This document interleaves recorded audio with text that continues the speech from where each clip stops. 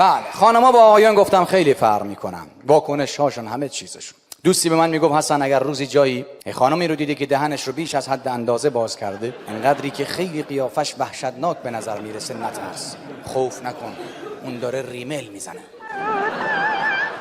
کجا دیدی که برای من میگفت؟ اما میگفت اگر جایی دیدی آقایی سینه‌شو سپر کرده داده جلو، زبونشو از بیخ دهنش داده بیرون و به افق دور خیره شده، اون داره زیپشو میکشه بالا. از همه اینا وحشتناکتر میگم اما حسن اگر روزی رفتی استخر و دیدی در قسمت کم عمق استخر یه آقایی بدون تحرک وایستاده این کاره اینا و بدون دلیل به نقطه ای از آب استخر خیره شده، اونجا الان چیه داری نگاه میکنه؟ اون داره کاری رو میکنه که نباید بکنه. چقدر خانم و آقایان.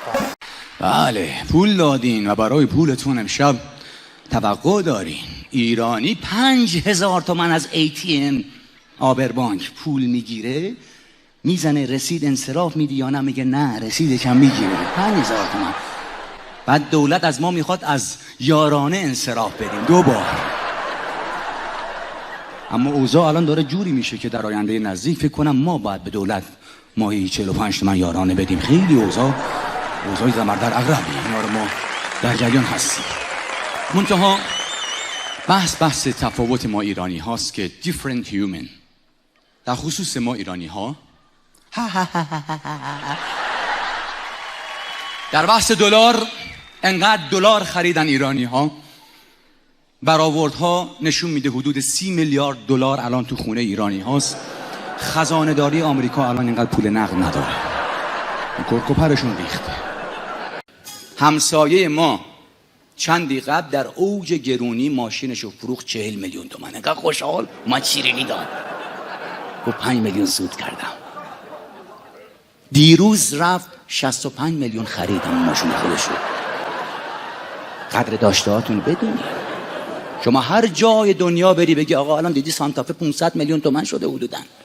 هر جای دنیا بری بگی آقا من یه ماشینی میخرم، دنیا میگه 18000 دلار، من اینجا میخرم 60000 دلار، میگن بیا برو پناهندگی بیا. میگن تو چطور 18000 دلار 60000؟ تو چقدر خوبی، تو بیا اما بخر.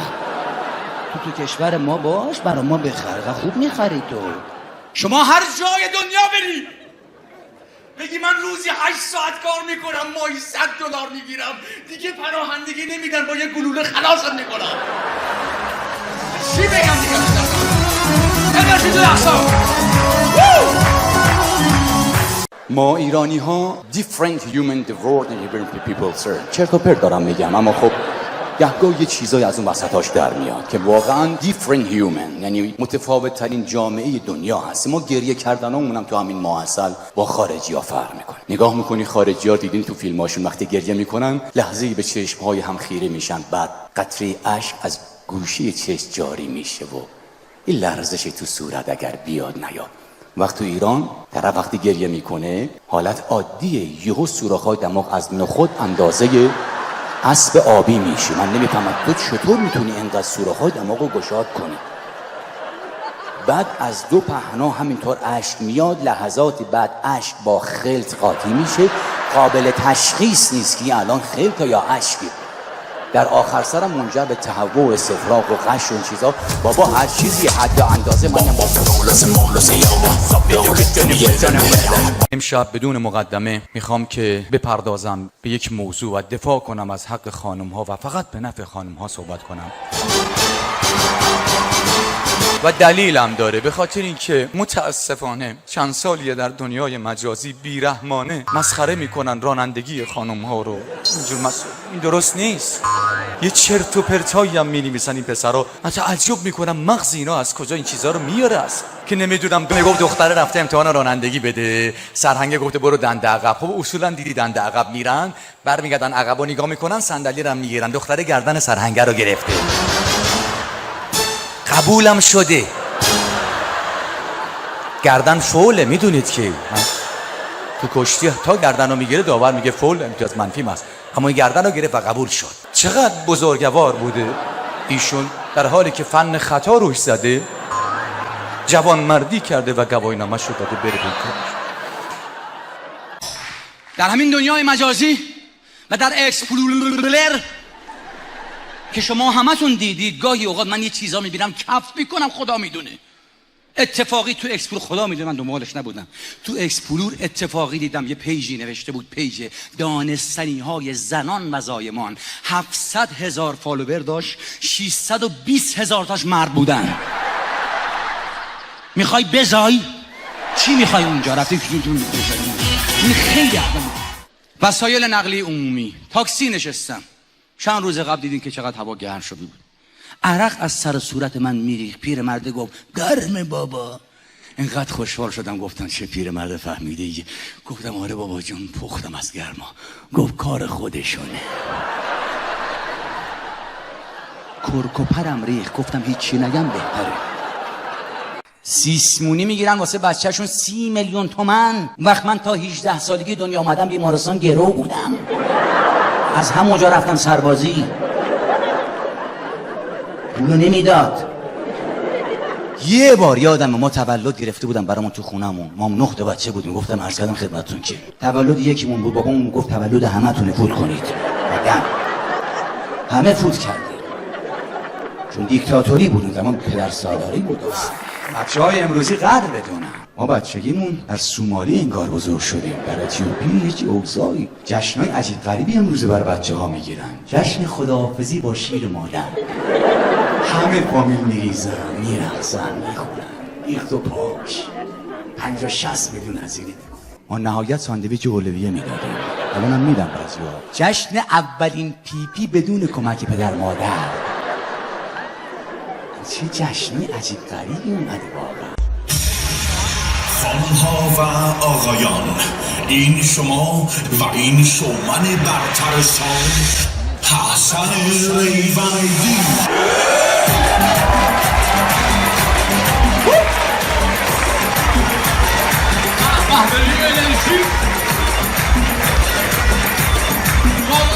گلزار عکس 5 سالگیش گذاشته تو پیجش با لباس اسکی. اون وقت من 5 سالگی لباس گلگلی خواهر بزرگترم می‌پوشیدم، به خاطر اینکه نداشتیم.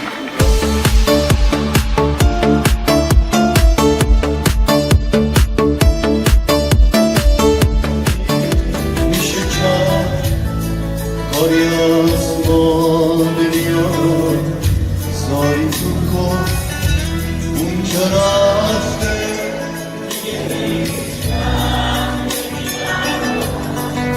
فکر کن 20 تا غرفه دستشویی بود، همه صف دستشویی خارجی ها چقدر رعایت میکردن.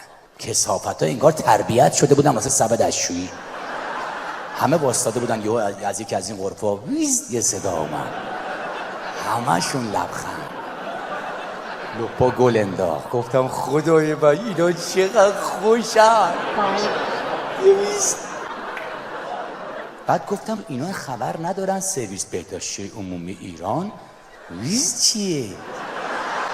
سمفونی سازهای بادیه. من جایی بودم نمیگم کجا بود، اینا نمیدونم چجوری رو نوت میزدن.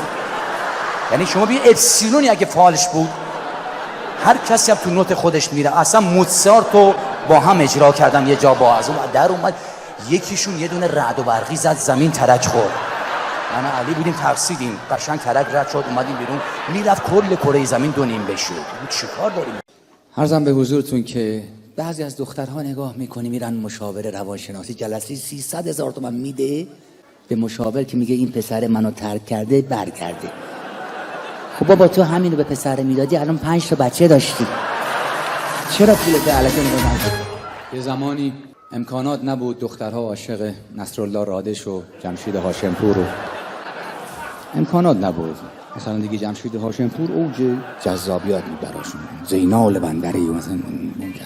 بعد کم کم نسل عوض شد و دخترهای امروزی متاسفانه نگاه میکنی بعضا، البته نه همه، اول عاشق رضا گلزار میشن، چند سالی که میگذره میفهمن اشتباه کردن، عاشق شهاب حسینی میشن.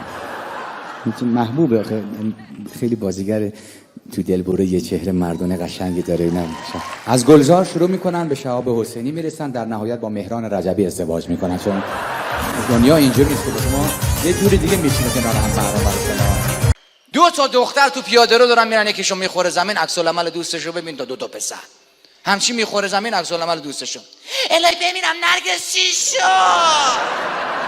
خوبی تو، حمایتش. وقت 2 تا پسر دارن با هم میرن، یکیشون میخوره زمین، عکس العمل دوستشو ببین. اوه شاسکول، خاک تو سر الاغت کنم، آبرومو چقدر فرق میکنه. دخترها با پسرها خیلی فرق میکنه. 2 تا دختر به هم میرسن چجوری لاو میتره کنن واسه هم. سلام عزیزم، چقدر خوشگل و ماه شدی، انشالله همیشه جوون و خوشگل بمونی. بعد که از هم جدا میشن پشت سر هم نگاه، این کجاش خوشگل، همین جاش هم عمله.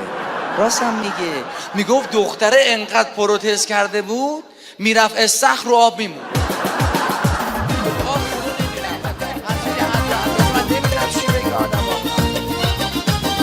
حالا 1 2 مهمترین دلیل پربیننده بودن برنامه ماه عسل فقط به خاطر خوشگلی احسان علی خانی.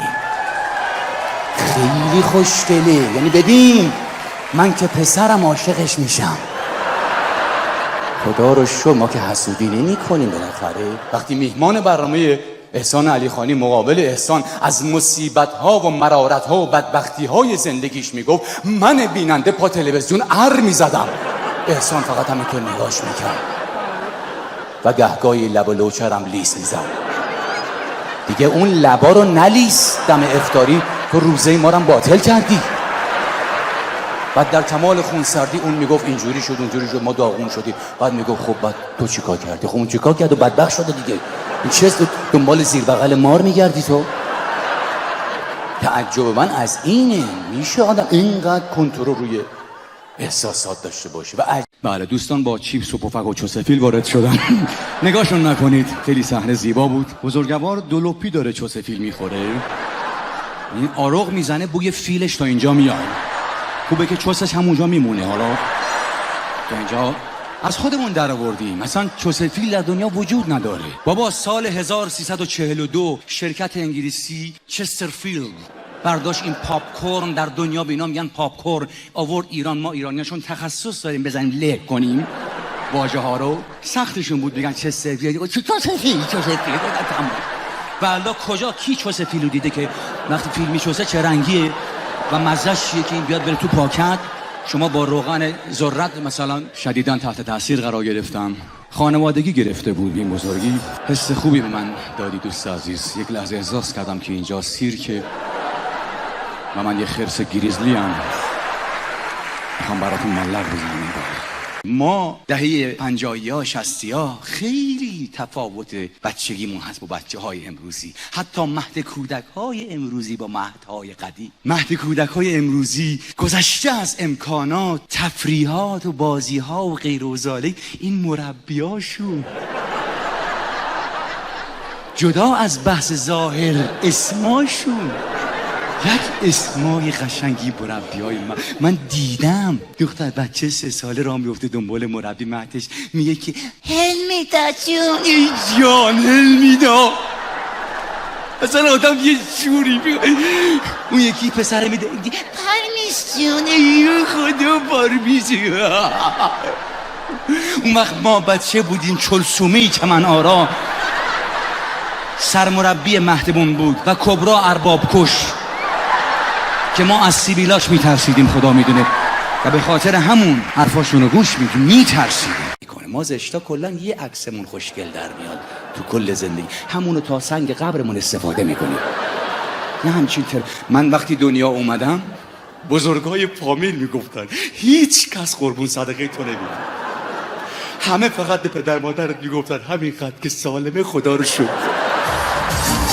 الحمدلله تلگرام فیلتر شد و زمانی که تلگرام بود واقعا بعضیا کثافت کاری میکردن، با یه سماجتی تو رو میکشید میبرد تو این گروه ها، عوض میکرد، زرتی خودش لف میداد، انگار چوسیده بود میخواست گردن تو بندازه. مردی که خر من نمیخوام بیام اونجا، به زور تو رو میبرد اونجا. یک ایرانی میتونه که وقتی یک جایی از بدنش درد میکنه فشار بده، ببینه اگه فشار بده بیشتر درد میکنه یا ندیدی؟ بعد میبینی بیشتر درد میکنه، یه رو بعد میگه بذار ببینم یه ذره بیشتر فشار بدم، جوری درد میکنه که درد کنه. اینقدر فشار میده تا درده میگه آقا من اگه کار نداری برم.